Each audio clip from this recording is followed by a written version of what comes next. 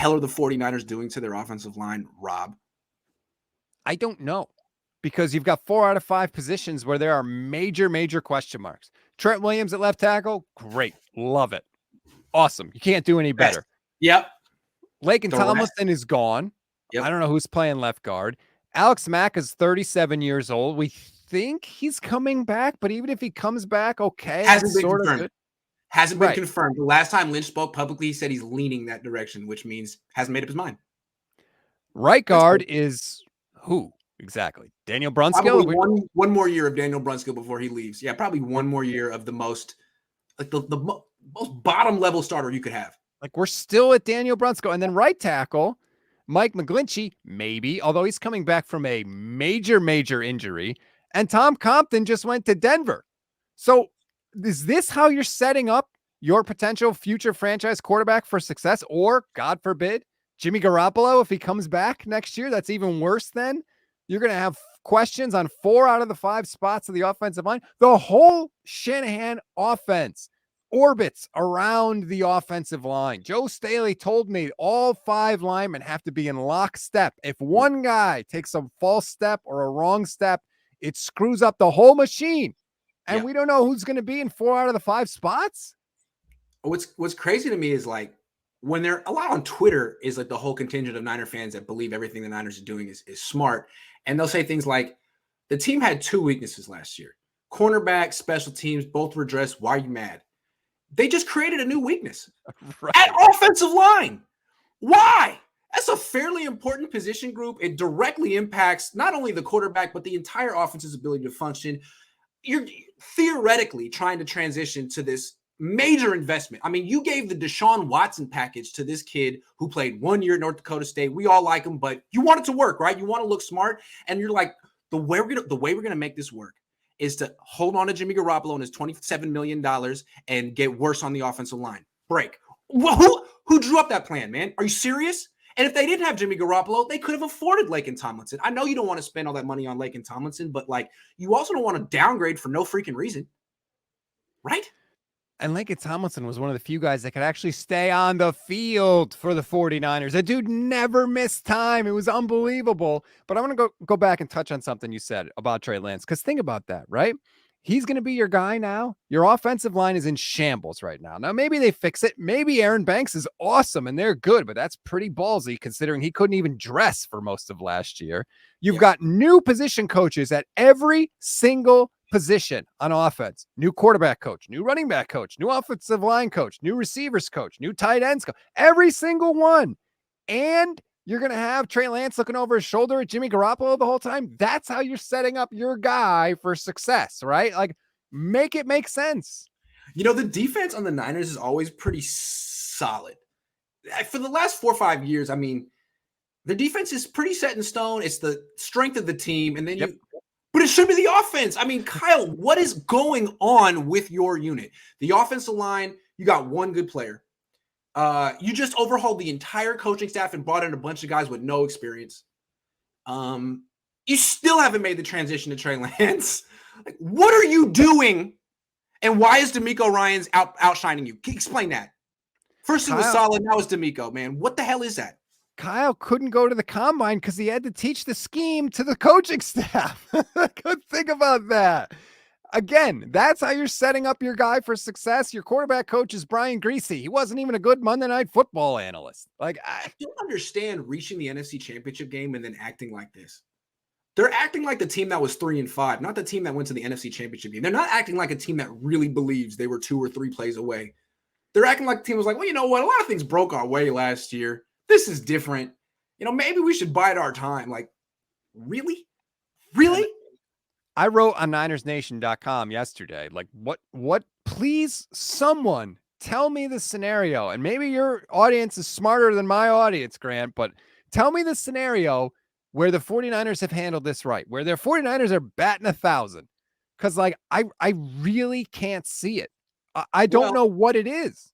The spreadsheet indicates that anyone who's taken business 101 would have to understand that the Niners are doing business in good faith. I mean, I'm trying to understand his logic, but at the same time, his logic is just agree with everything the Niners do and work backward from there. Yep. I feel like that's tough this week. I mean, I've never seen Niner fans so unanimously upset. I put out a poll yesterday. Have the Niners accomplished their main goal in free agency? It was like 85% no.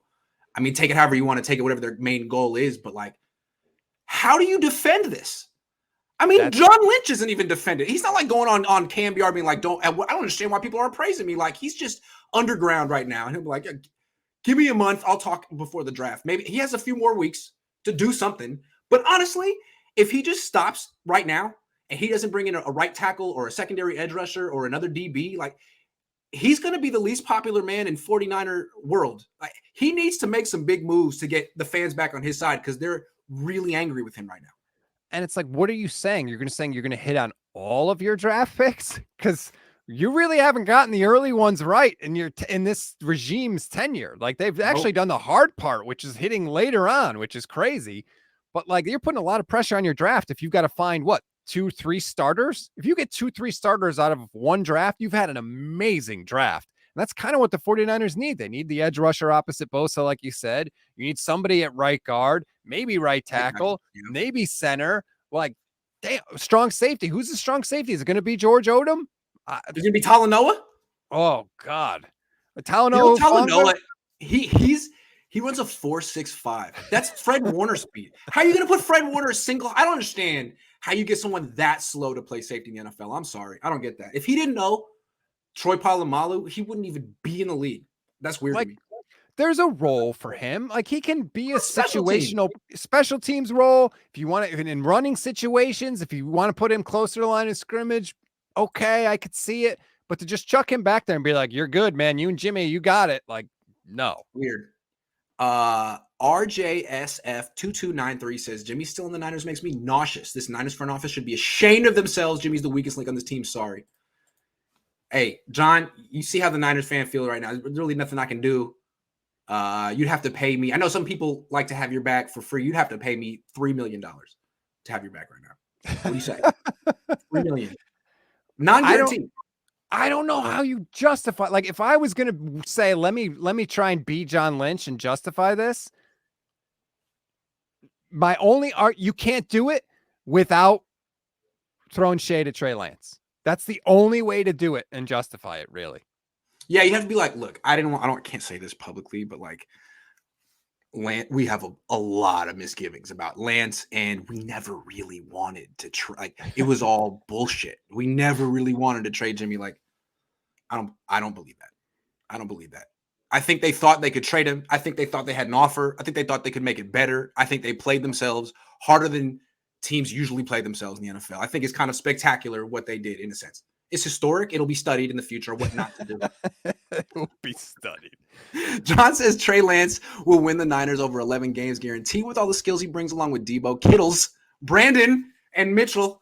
Please keep mispronouncing Kittle's name. I appreciate that. George Kittles. He's famous, but not that famous to the point where people know how to pronounce his name. I like that. Thanks, John. Yeah, I'm with you on that. Also, people don't really know Debo's name either. Some people say Debo Samuels. That makes me happy because he blocked me. Carol, thank you. Why we keep supporting first TB12, now this Garbo. I don't really know what that means, but I appreciate it. Rob, that's the show. 30 minutes, a quick one. But I appreciate you coming on. It was fun. We should do it again sometime. It was. Anytime you need me, Grant. You know I'm always down. All right, I'm always down too. This was a lot of fun. Hold on. Right at the end, at the buzzer, did you see Kyle and Trey hanging out with the rapper 24K Golden, LOL? I didn't know there was a rapper named 24K Golden. I'm 34 years old. Kyle, you're 40. Come on, man. You should be hanging out with E40, Too Short, only rappers born in the 60s and 70s, maybe the 80s. Come on, man. You're too old. How about you trade your quarterback? Forget all this other garbage. That's more important. That's really what it is. Where's Jed York, by the way? Hey, Jed, how about you get two guys' heads in a room and clunk them together until they get their heads out of their ass? Like, that's what kills me. Is like, I don't know. Were you a Niner fan when you were growing up in the 90s? Yeah, like I was. Forever. So we grew up on Eddie DeBartolo. That fool didn't fuck around. I'm sorry. Like, if he had John and Kyle like sort of just stalling, he would have stepped in and said, this is my team. I'm making an executive decision. We're trying to win the Super Bowl. We're not content being the fourth best team in the league. Jed York seems quite content being the fourth best team in the league. As long as the Niners are a Super Bowl team, he can say that there's stability and that they're profitable. And he's probably right. But I grew up on Eddie D. I don't like this. I don't like Jed saying when Trey was drafted last year, well, if we have to keep Jimmy Garoppolo for 2 years, we're good with that. No, dude, that's the opposite of what you should be saying. You are the only person with the authority to tell Kyle and John what to do. It's just you. Because you're the only dude that can't get fired. You're the guy that writes the checks, right? How are you allowing this to happen? If you okayed the trade up for Trey, which you did, how are you not then making sure that the guy that you gave up all this stuff for is going to be in the best position to succeed? Step the fuck up, Jed. It's your franchise.